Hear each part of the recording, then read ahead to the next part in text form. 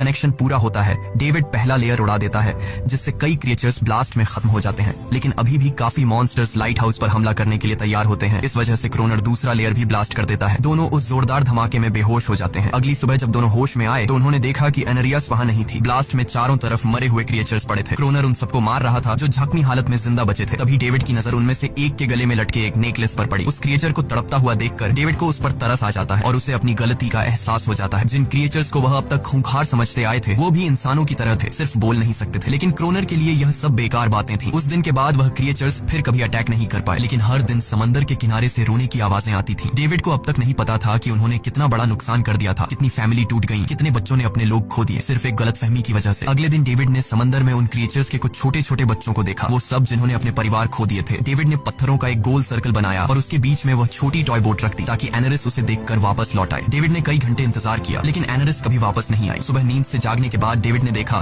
कि क्रोनर सो रहा है। क्रोनर के पास कुछ पुरानी चीजें रखी थी, उनमें एक पुरानी तस्वीर भी थी। और जैसे ही डेविड ने उस तस्वीर को देखा वह हैरान रह गया। वह लड़की जिसका फोटो उसने पहले दिन पुराने ऑफिसर रॉबर्ट की डायरी में देखा था वह कोई और नहीं बल्कि क्रोनर की पत्नी थी। और फोटो में क्रोनर उसके साथ खड़ा था। असल में 1 साल पहले आए वेदर ऑफिसर रॉबर्ट मरा नहीं बल्कि उसने अपनी पहचान बदल दी थी। यानी क्रोनर ही वेदर ऑफिसर रॉबर्ट है, बस उसने अपना नाम बदल लिया था क्योंकि अब वह कभी इस आइलैंड को छोड़ना नहीं चाहता था। ये सब देखकर डेविड ने भी यह उम्मीद छोड़ दी कि वह कभी इस आइलैंड से जा पाएगा। अगले दिन शाम को जब डेविड समंदर के किनारे गया उसने देखा कि उस सर्कल में रखी छोटी बोट अब वहां नहीं थी। लेकिन उसी जगह पर उसने एक क्रीचर का छोटा सा बच्चा देखा जिसके हाथों में वह बोट थी। डेविड ने अपने हाथ में जलती हुई लकड़ी को उस सर्कल के बीच में फेंक दिया ताकि वह दिखा सके कि उसका इरादा लड़ने का नहीं है और उससे किसी को खतरा महसूस न हो। वह उनके साथ दोस्ती करना चाहता था। कुछ ही देर बाद समंदर की लहरों से एनारिस निकलती है और उसके पीछे पूरा क्रीचर्स का ग्रुप भी समंदर से बाहर आता है। लेकिन इस बार कोई भी डेविड पर अटैक नहीं करता क्योंकि वे भी अब शांति चाहते हैं। उनका इरादा सिर्फ एक सुरक्षित जगह पाने का था अपने बच्चों के लिए। लेकिन तभी वहां क्रोनर हाथ में बंदूक लिए पहुंच जाता है। क्रोनर को लगता है कि अगर शांति हो गई तो उसे सबसे ऊपर होने का एहसास कैसे होगा। डेविड उसे समझाने की कोशिश करता है कि ये क्रीचर्स लड़ना नहीं चाहते, ये शांति चाहते हैं। लेकिन क्रोनर किसी की नहीं सुनता। वो एनेरियस से चिल्लाकर कहता है अंदर चली जाओ। लेकिन ये पहली बार था कि एनेरियस ने उसकी बात नहीं मानी क्योंकि अब वह उसकी नौकरानी नहीं थी। यह देखकर क्रोनर को लगता है कि अब इस आइलैंड पर